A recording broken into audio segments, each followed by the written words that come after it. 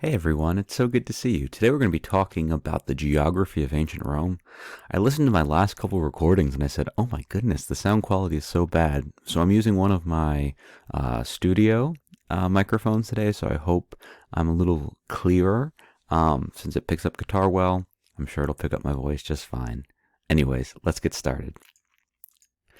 Okay, so while we start our Rome unit, we're going to be focusing on the Italian Peninsula. That's modern day Italy.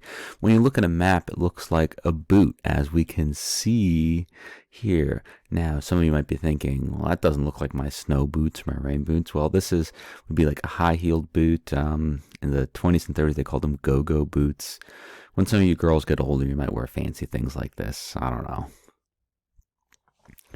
So, when we look at this, we want to notice what are the geographic features that are really popping out at you. So, what are the things that we're seeing tons of? And hopefully, you're noticing that there are lots of mountains.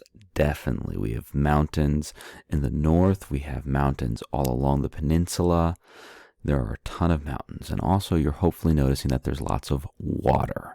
That's right. You see water everywhere because Rome is going to start on the Italian Peninsula. And we know a peninsula from the beginning of our studies is a body of land mostly surrounded by water. Now, so what advantages is this going to give our Romans? Well, it's going to give them natural defense. We've talked about this so many times with so many of our different areas of the world that mountains protect. Now, it's going to give Rome a false sense of security because they're going to say no one will be crazy enough to go across the Alps.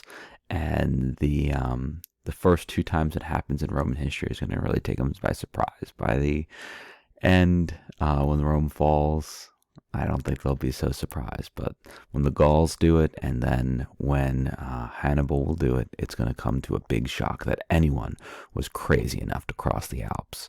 Also, with all of the water access, however, it's going to give them lots of ability to trade.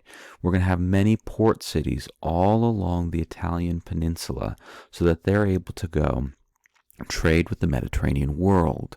They really have it best of both ways, where it's difficult to land an army at this time with an amphibious assault, meaning attacking from water. So they're not going to see too many opportunities where armies are going to be going and traveling through the seas to attack. Typically, armies are going to go over land, and crossing those Alps is going to be quite an ordeal. So they have the best of both worlds, where they can trade and they are protected. All right. Now, we have several rivers in the Italian peninsula, and it's going to be pretty fertile land. On the Latium plain, they're going to be able to grow crops. Plain, obviously, is flat land, and they're going to be able to go and have the civilization because, of course, the crop that they're going to wind up having predominantly, they're going to have grapes, they're going to have olives.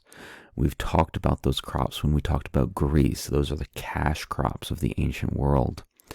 And like we said, they're going to have access to trade, and we can see that the Italian peninsula right here is in the middle of the Mediterranean Sea.